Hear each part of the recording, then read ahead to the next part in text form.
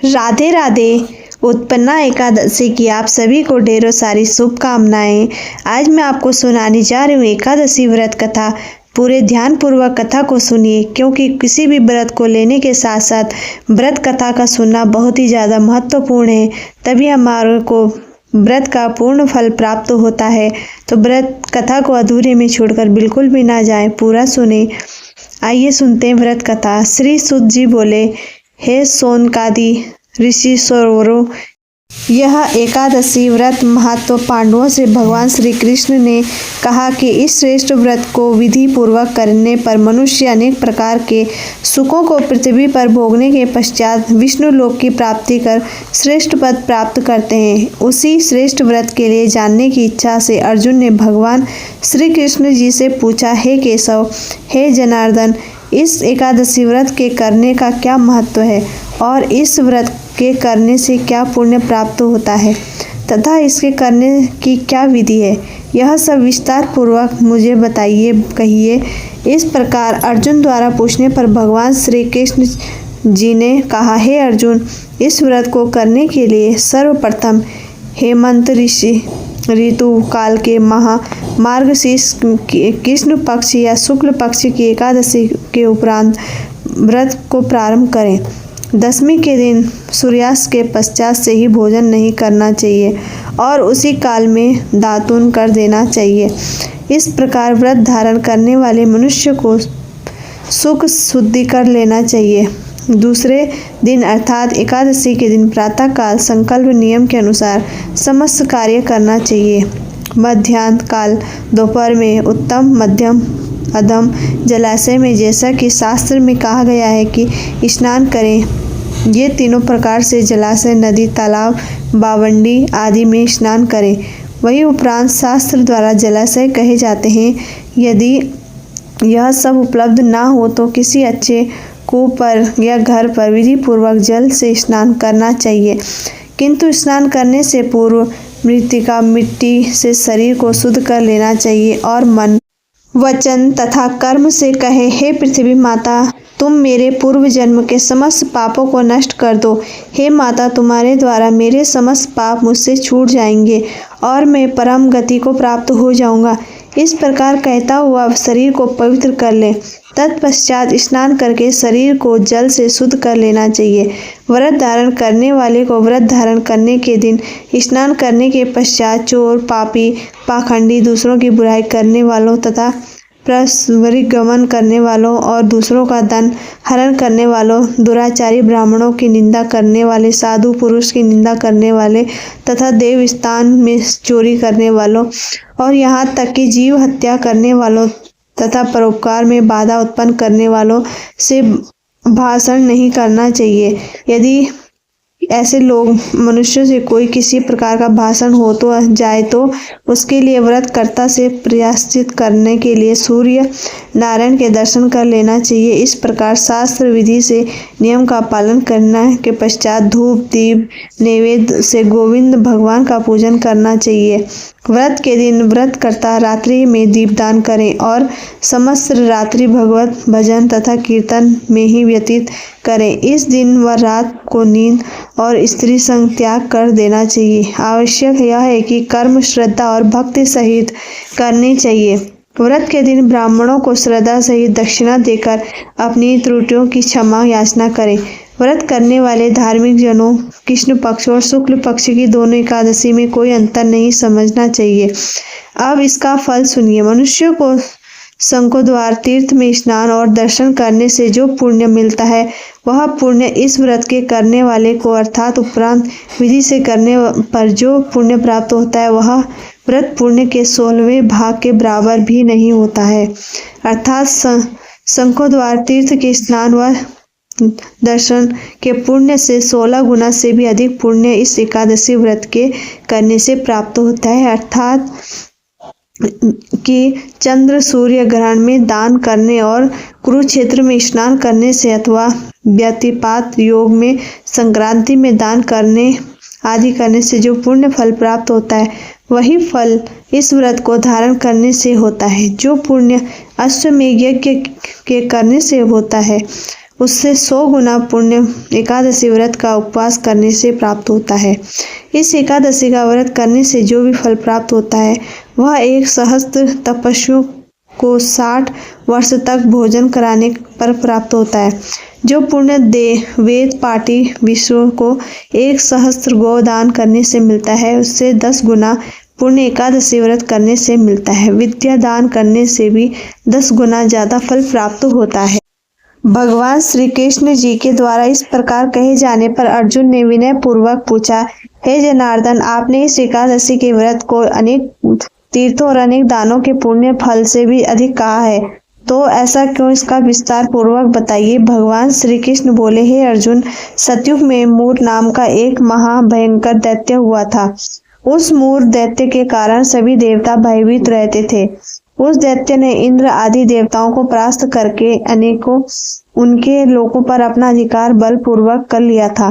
तब अति विकल और दुखी हो इंद्र तथा देवताओं ने भगवान शंकर जी से प्रार्थना की कि हे महादेव, हम लोग मूर दैत्य के द्वारा दुख को प्राप्त हो मृत्यु लोक में निवास कर रहे हैं। कृपया करके आप हमारा इस दुख को उद्धार कीजिए। तब इंद्र के प्रार्थना करने पर उमापति भगवान शंकर जी ने कहा, हे देवेंद्र, आप अपने दुखों से छुटकारा पाने के लिए भगवान विष्णु की शरण में जाइए। तथा इंद्रादि सभी देवता भगवान विष्णु के पास क्षीर सागर में गए, जहाँ यह शयन कर रहे थे। वहां पर देवताओं सहित इंद्र ने भगवान विष्णु की स्तुति की। हे देवों के देव, देवताओं द्वारा स्तुति करने योग्य हम आपको बारंबार प्रणाम करते हैं। हे मधुसूदन, हे दैत्य संहारी, हे जगन्नाथ, समस्त देवता दैत्य के कोप से भयभीत होकर आपकी शरण में आए हैं। अतः हे दया सागर, आप अपनी शरण आए की रक्षा कीजिए। आप ही सबके माता पिता तथा संपूर्ण संसार के रक्षक कारक हो। आप ही इस जगत के उत्पन्न करता, पालन करता और संहार करता हो। आप ही वह ब्रह्मा जो सृष्टि रचयिता कहते हो।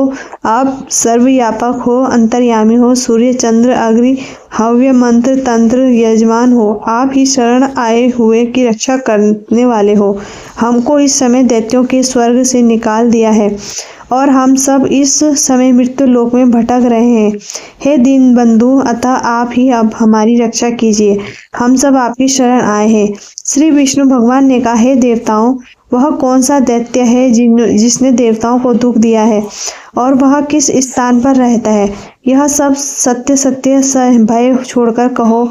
इंद्र ने कहा, हे मधुसूदन, ब्रह्मावश में नाड़ी जंग नाम का एक दैत्य हुआ था। उसका ही पुत्र मूर दैत्य हुआ है, जिसने समस्त देवताओं को कष्ट दिया है। वह चंद्रावती नगरी में निवास करता है, जिसने अपने बाहुबल और आसुरी बल से समस्त विश्व को जीता लिया है। वह स्वयं ही लोकपाल बन गया है। चंद्रमा, सूर्य, यम, वरुण, इंद्र आदि को सभी स्थान स्वयं ले लिया है। आप यह भयानक बलशाली दैत्य को मारकर देवताओं की रक्षा कीजिए। देवताओं की विनय सुनकर भगवान विष्णु ने कहा, हे देवताओं, आप सब चंद्रावती नगरी में जाकर उस दैत्य से युद्ध करो। मैं भी वहां शीघ्र आता हूँ। विष्णु की आज्ञा मान देवता चंद्रावती नगरी में आकर मूर दैत्य से युद्ध करने लगे, परंतु वे युद्ध में एक क्षण भी न ठहर पाते थे। उस समय भगवान विष्णु ने देवताओं के सहायतार्थ इंद्रावती नगरी में जा पहुंचे। तब भगवान विष्णु के साथ युद्ध प्रारंभ होते ही सब के सब दैत्य अनेक अस्त्र शस्त्र धारण कर भगवान विष्णु पर युद्ध करने को झपटे। भगवान विष्णु भी अपने गदा चक्र के राक्षसों अस्त्र शस्त्र को काट काट कर गिराने लगे और अनेक दैत्यों को सदैव के लिए मृत्यु के मुख से डाल दिया। किंतु देवराज मुख निश्चल भाव से विष्णु के साथ घोर युद्ध कर रहा था। भगवान विष्णु द्वारा चलाए गए सभी अस्त्र शस्त्र मूर दैत्य के तेज से नष्ट होकर पुण्यों के समान गिरने लगे। पुष्पों के समान गिरने के बाद तब दोनों में मल्ल युद्ध होने लगा। इस प्रकार भगवान विष्णु देवताओं की रक्षा के लिए उस मूर दैत्य के 1000 वर्ष तक युद्ध करते रहे, किंतु उस दैत्य पर विजय प्राप्त न कर सके। तब अंत में भगवान विष्णु शांत हो हेमवती गुफा में बद्रिकाश्रम में चले गए। भगवान विष्णु उस गुफा में शयन कर रहे थे, तभी वहां मूर दैत्य भी उन्हें मारने के लिए उनके पीछे पीछे वहां पहुंचा। वहां पर विष्णु को सोया देखकर मूर दैत्य ने सोचा, आज इस अपने चिर शत्रु को मारकर सदैव के लिए निष्कंटक हो जाऊंगा। हे अर्जुन, जब वह मूर दैत्य मारने को हुआ तो मेरी देह से एक कन्या उत्पन्न हुई। वह रक्षा करने के लिए दैत्य से युद्ध करने लगी। वह दैत्य भी कन्या के साथ लगातार युद्ध करता रहा। उसी बीच कन्या ने युद्ध करते करते दैत्य को अस्त्रहीन कर रथ को तोड़ डाला। तब तो मूर दैत्य क्रोध कर उस कन्या के साथ मल्ल युद्ध करने लगा। तब उस कन्या धक्का मारकर मूर दैत्य को पृथ्वी पर पटक दिया। उसके कारण मूर दैत्य मूर्छित होकर गिर पड़ा। जब उसकी मूर्छता हटी तो कन्या ने उस दैत्य को सिर काट लिया। मूर दैत्य के मरते ही सब दैत्य पातालपुरी को भाग गए। विष्णु भगवान जब निद्रा से उठे तो दैत्य को मरा हुआ देख आश्चर्य से सोचने लगे कि इस दैत्य को किसने मारा। तब उस कन्या ने हाथ जोड़कर कहा, हे भगवान, यह दैत्य आपको मारने चाहता था, इसलिए मैंने आपके देह से उत्पन्न होकर इस दैत्य का वध किया है। कन्या की बात सुन प्रसन्न हो भगवान विष्णु ने उससे वरदान मांगने के लिए कहा, हे प्रभु, जो मेरा व्रत धारण करे उसके समस्त पापों का नाश होकर वह स्वर्ग को प्राप्त हो। मेरे व्रत को आधा फल रात्रि को और उसका आधा फल एक समय भोजन करने वाले को प्राप्त हो, और इस व्रत को करने वाला प्राणी धन धान्य से परिपूर्ण हो, अंत में आपके धाम में जाकर वास करे। कृपा सिद्धू, आप मुझे यही वरदान दीजिए।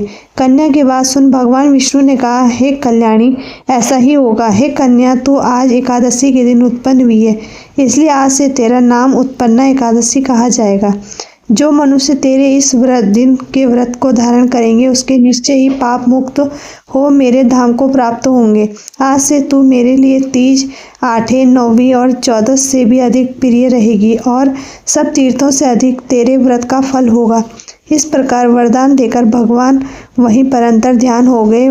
तब वह कन्या भी वर पाकर अत्यंत प्रसन्न हुई। हे अर्जुन, उसी कारण यह उत्पन्ना एकादशी का व्रत सभी फल तीर्थों के फल से ज़्यादा मान्य है।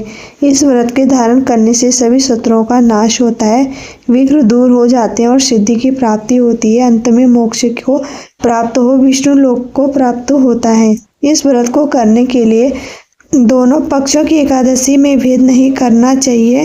राधे राधे।